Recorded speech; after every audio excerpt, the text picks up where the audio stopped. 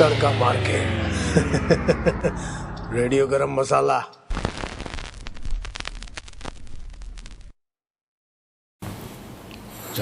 नमस्कार, आदाब, वणक्कम, सत श्री अकाल।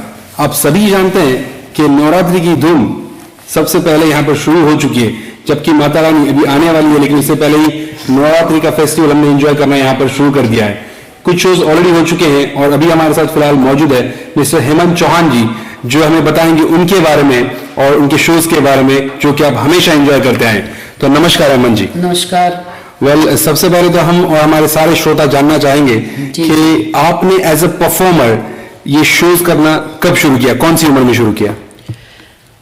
जब से शो क्या है वो मालूम नहीं था, तब से शुरू किया है।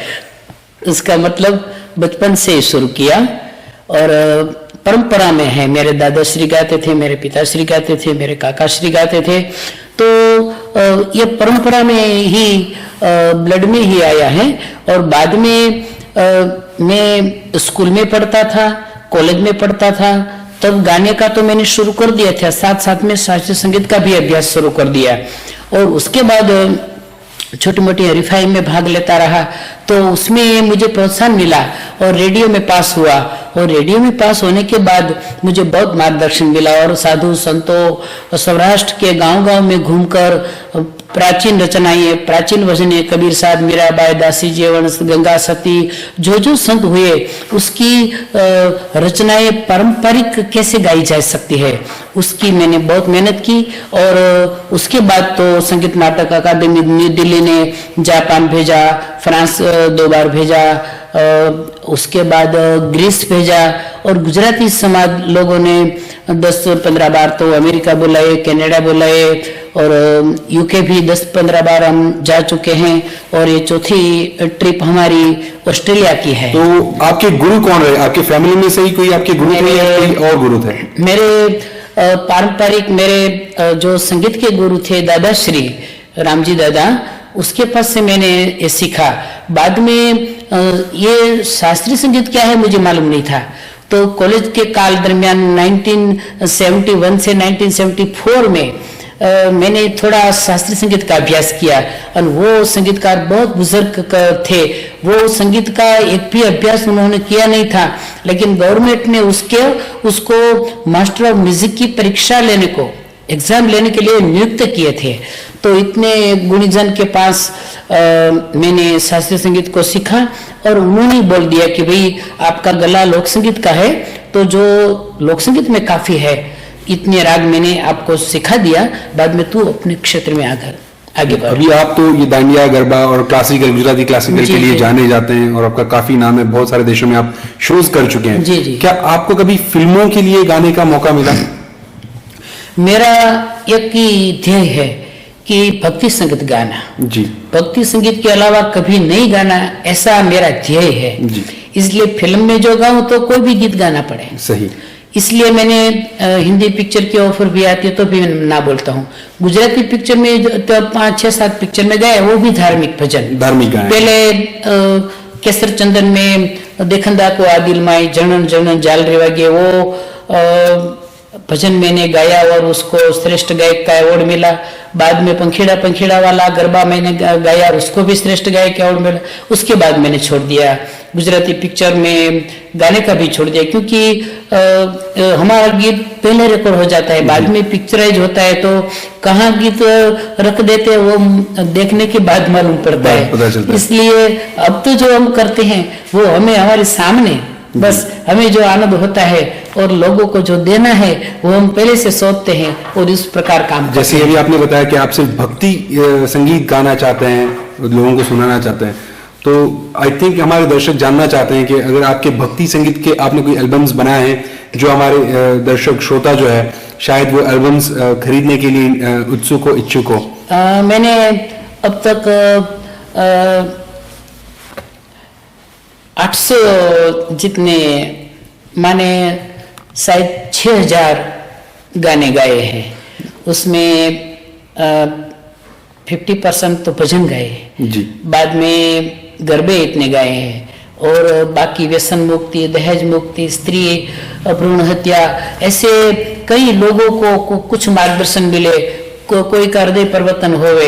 इसलिए हमारा गले का जो परमात्मा ने दिया है तो उसका सदुपयोग कैसे हो सके, इस प्रकार हमने ये भक्ति संगीत के साथ ऐसा भी एक संदेशात्मक कार्य भी किया है।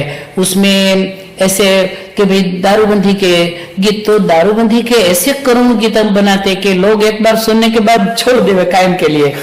दिकरी के जो बेटी के जो पैसे लेते हैं तो इतना करुण गीत बनाए, कहो दिकनी 20-20 साल तक घर में बड़ी हुई और 1 सेकंड में घर छोड़कर चली जाती है और उसके पैसे लेना।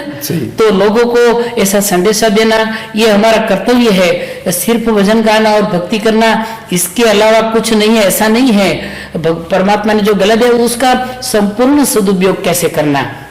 लेकिन परमात्मा ने जो सरस्वती ने जो हमें वरदान दिया है तो उसका बस समाज के कल्याण के लिए, बाकी तो अभिशाप है। सरस्वती का अभिशाप माना जाता है कि एक गीत कोई कलाकार खराब गीत गाए और लाखों लोग उसके पीछे खराब गीत गाने लगे तो लाखों लोगों का जीवन बर्बाद कर दिया। तो वो कला नहीं है, वो सरस्वती का अभिशाप है।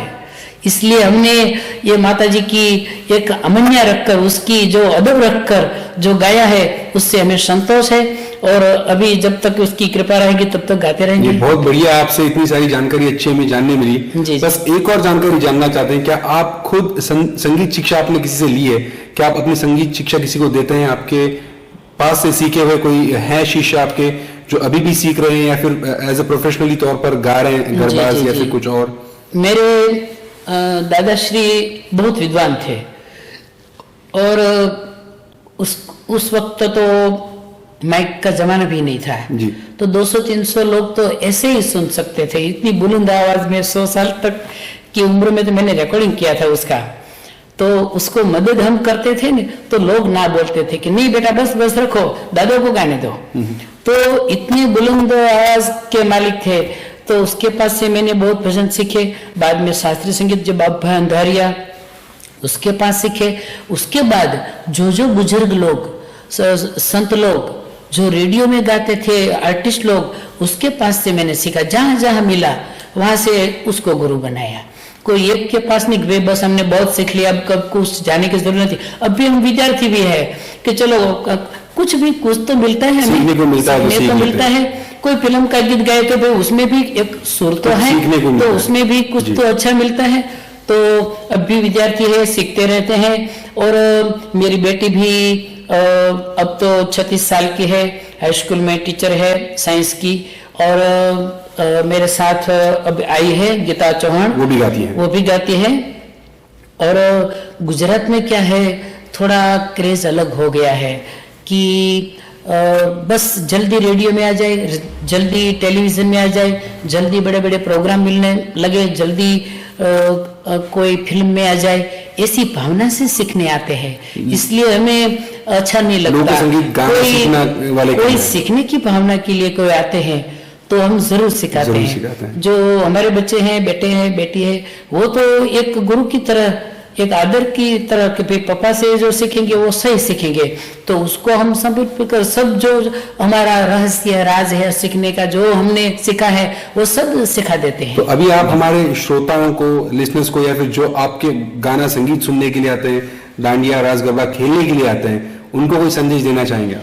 उसको तो संदेशा देने की बहुत जरूरत रहती नहीं, क्योंकि यहाँ पर्थ में तो हम चौथी बार आए हैं और यहाँ तो लोग बहुत धार्मिक है। और जो पहले हमारे इंडिया में भी चप्पल लेकर पार्टी प्लॉट में घूमते हैं, यहाँ हमने कभी नहीं देखा। सभी लोग बाहर बूट चप्पल बाहर पहनकर माता जी के जो मांडवी है उसके आगे पीछे घूमते हैं, तो रिस्पेक्ट रखते हैं। तो जो माता जी का उत्सव है, उत्सव मनाने के लिए तो हमें बुलाए हैं, उत्सव मनाने लिए सब हम लोग इकट्ठे हुए हैं। तो माता जी की अमन्या, उसका त्योहार की अमन्या, उसकी अदब कैसे रखी जाए वो तो हमें मालूम होना चाहिए। तो वो एक त्योहार का महत्व जारी रहे, इसके लिए हम प्रयत्न भी कर रहे हैं और हमें अच्छा प्रतिसाद मिल रहा है। यहाँ से हम ब्रिस्बेन जाएंगे, वहाँ से एडिलेड जाएंगे, वहाँ से मेलबोर्न जाएंगे और वहाँ से लास्ट में सिडनी प्रोग्राम करके हम इंडिया जाएंगे। 5वां नौरता हम इंडिया पहुंचे। वेल हेमंत चौहान जी, आपका बहुत बहुत शुक्रिया। आपसे हमें बहुत अच्छी जानकारी मिली और होपफुली ऐसी ही जानकारी और ऐसे ही बहुत सारे शोज आप करते रहें और हमारे श्रोतागण आपसे आपकी संगीत का लुत्फ उठाते रहें, यही बस हम ऊपर वाले से दुआ करते हैं। ये थे हमारे साथ हेमंत चौहान जी। नमस्कार।